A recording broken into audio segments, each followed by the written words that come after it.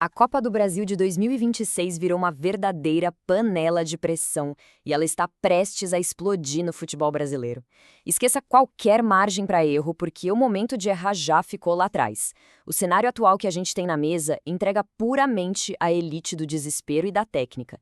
É matar ou morrer.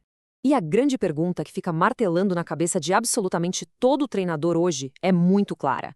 Afinal, quem sobrevive à semana mais letal do futebol brasileiro? O calendário estabelecido pela Confederação Brasileira de Futebol, a CBF, é completamente insano.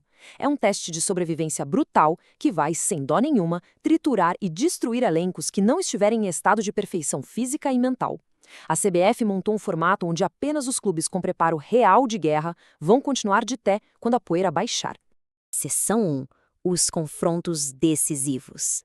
Olha só essa chave cravada pela Confederação Brasileira de Futebol. Ela transforma o mando de campo na diferença absoluta entre avançar para a glória ou amargar uma eliminação precoce e o pior, diante da própria torcida. O Vasco joga a partida de ida em casa no Rio de Janeiro. Mas preste atenção, é o Fluminense que tem a obrigação inegociável de matar o confronto na partida de volta, diante da torcida tricolor. A pressão em cima dos ombros do Fluminense é simplesmente colossal. E esse mesmo cenário sufocante se aplica para o Corinthians. O Internacional recebe o primeiro duelo lá no Sul, mas o Corinthians vai ter que resolver tudo na sua arena em São Paulo. A torcida do Corinthians não vai aceitar nada menos que a classificação contra o Internacional, custe o que custar. Já o Mirassol vai tentar operar um milagre na partida de ida, porque o Grêmio decide a vaga de forma definitiva em Porto Alegre, puxando toda a responsabilidade. E para fechar esse bloco, o Atlético Paranaense abre o confronto em casa contra o Vitória, empurrando para o Vitória a obrigação final de resolver o duelo diante dos torcedores lá na Bahia. Fluminense, Corinthians, Grêmio e Vitória têm o extremo conforto do estádio a favor? Tem, mas eles carregam uma tonelada de pressão para não decepcionar e cair nos próprios domínios. E as armadilhas imensas dessa tabela são evidentes e implacáveis. O Atlético Mineiro joga a partida de ida em Belo Horizonte, mas é o Juventude que decide a vida ou a morte em solo gaúcho. É um campo minado gigantesco para o Atlético Mineiro. O Santos vai ter que cruzar o país até o estado do Pará para decidir a vaga contra o Remo, depois de fazer o primeiro jogo na Vila Belmiro. A Chapecoense recebe o Cruzeiro no primeiro combate de ida, e o Cruzeiro fica com a vantagem, mas também com a absurda pressão de fechar a conta na volta em Minas Gerais. Agora, a situação dramática do Palmeiras chama muita atenção. O Palmeiras faz o primeiro jogo no próprio estádio contra o Fortaleza. Na prática, isso significa que o Palmeiras vai ter que cruzar o mapa, suportar uma logística super pesada e decidir o futuro contra o Fortaleza totalmente fora de casa. O Fortaleza tem o poder nas mãos de definir a série diante daquela massa apaixonada. É um cenário perfeitamente montado para o Fortaleza aprontar e eliminar um gigante. Atlético Mineiro e Palmeiras precisam obrigatoriamente construir placares largos logo na partida de ida para conseguirem sobreviver. Mas aí vem a dúvida. Por que os mandos do Palmeiras, do Corinthians, do Atlético Mineiro e dos outros gigantes ficaram exatamente com essa configuração? Existe uma regra inquebrável da CBF que impõe essa ordem, que é a restrição de segurança pública. A regra dita de forma muito clara que clubes da mesma cidade não dividem a database como mandantes. A Confederação Brasileira de Futebol trava o sorteio intencionalmente para evitar o caos urbano absoluto. Imagina o cruzamento de torcidas rivais massivas pelas mesmas avenidas e estações de trem simultaneamente. Isso causaria colapsos na segurança pública. Seção 2. A Maratona de Agosto. Neste exato momento do torneio, a genialidade tática fica completamente em segundo plano. O que impera agora é puramente a resistência muscular, a fisiologia e o estado psicológico contínuo dos jogadores do Vasco, do Fluminense, do Grêmio e de todos os outros concorrentes. Nos dias 1º e 2 de agosto, um final de semana de sábado e domingo, os times já se digladiam nos jogos de ida. E, imediatamente em seguida, nos dias 5 e 6 de agosto, quarta e quinta-feira da exata mesma semana, já acontecem os jogos de volta. A recuperação fisiológica é praticamente inexistente.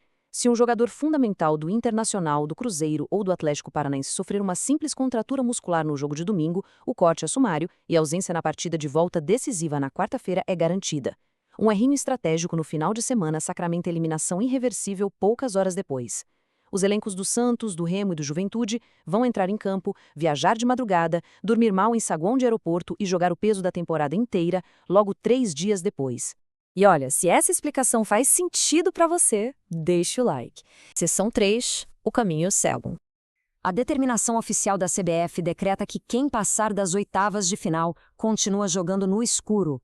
Um último sorteio absoluto definirá o chaveamento oficial até a final. Na prática, isso significa que clubes como Vitória, Mirassol ou Remo estão lutando às cegas, sem ter a menor noção do tamanho ou da força tática do próximo adversário. É humanamente impossível que a diretoria do Internacional ou a robusta comissão técnica do Cruzeiro planejem viagens, reforcem logística de voo fretado ou poupem peças-chave nos campeonatos paralelos, simplesmente porque o oponente da fase de quartas de final é um fantasma. Um mistério completo. O chaveamento definitivo só vai nascer oficialmente depois que a carnificina da fase de oitavas acabar. A tensão nas diretorias nunca diminui. Seção 4. O caminho do dinheiro. Para as instituições financeiramente sufocadas e até para as mais ricas, essa competição é uma artéria vital, pesadíssima, que injeta milhões em dinheiro vivo direto no fluxo de caixa. A curva de premiação estabelecida dispara agressivamente. Passar da quinta fase anterior já garantiu R$2 milhões limpos nos cofres. Atingir as atuais oitavas de final de agosto significa embolsar exatos R$3 milhões. Avançar para a fase de quartas de final já injeta mais R$4 milhões imediatamente na conta bancária. Sobreviver a meros 90 minutos suados, segurando a pressão do adversário no último lance de um jogo de volta, representa uma injeção de capital gigantesca. Para departamentos financeiros de equipes médias, como Chapecoense, Juventude ou Mirassol, esse montante em dinheiro vivo significa saldar imediatamente meses de dívidas trabalhistas, evitar punições drásticas e manter o departamento de futebol respirando no azul. E a aceleração financeira da Copa do Brasil atinge um patamar assustador ao chegar nas semifinais, sonoros R$9 milhões. É um salto financeiro monumental. A realidade orçamentária de clubes como Remo, Vitória ou Fortaleza muda completamente de figura com esse valor. Atingir a fase de semifinal e garantir esses R$9 milhões repassados pela CBF é a verdadeira bala de prata. Quita de uma vez a folha salarial altíssima dos atletas, da comissão técnica e de centenas de funcionários administrativos por vários meses seguidos. No entanto, o verdadeiro e colossal abismo financeiro criado por esse torneio se abre de forma implacável lá na grande decisão final. O clube que amarga o status de vice-campeão fatura R$34 milhões. 34 milhões é um prêmio de consolação bilionário e espetacular para os padrões sul-americanos, mas o abismo real aparece na outra ponta. O clube que se consagra campeão arremata nada menos do que R$78 milhões. A lacuna financeira seca, a diferença brutal entre ganhar ou perder o jogo que vale o título em dezembro, é de exatos e contundentes R$44 milhões. Uma simples bola que bate na trave no último minuto de acréscimos decide cruelmente quem leva o maior prêmio líquido do continente e quem fica com a fortuna do segundo lugar. Esse valor absolutamente astronômico de 78 milhões representa o poder de fogo absoluto para comprar craques de peso internacional na próxima janela de transferências.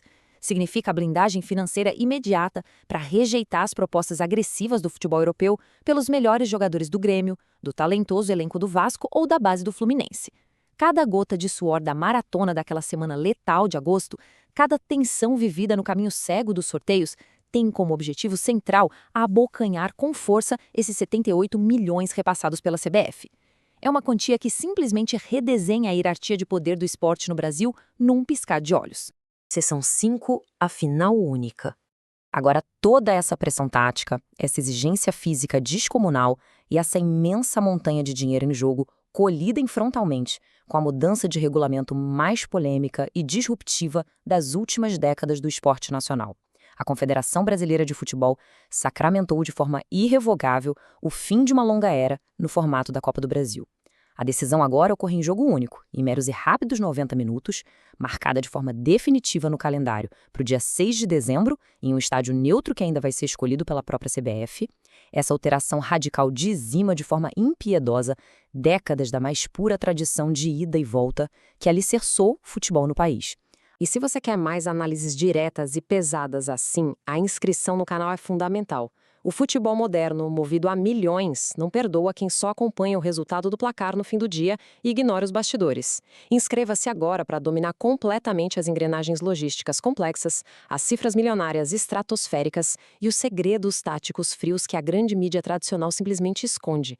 Sendo absolutamente direto e frio nessa análise, a final única em exatos 90 minutos é o ápice da justiça desportiva, porque iguala perfeitamente as condições logísticas das duas equipes no dia 6 de dezembro, ou ela simplesmente rasga a identidade do torneio e destrói de vez a magia e o clima hostil raiz que sempre consagrou a rivalidade da Copa do Brasil. O que domina a visão nas arquibancadas? Deixem as respostas pesadas, sem filtro nenhum, logo abaixo nos comentários. É o momento exato da gente avaliar o nível desse debate. Não esquece de deixar aquele like. Isso dá uma força gigante para a gente continuar trazendo esses conteúdos profundos e sem enrolação para vocês.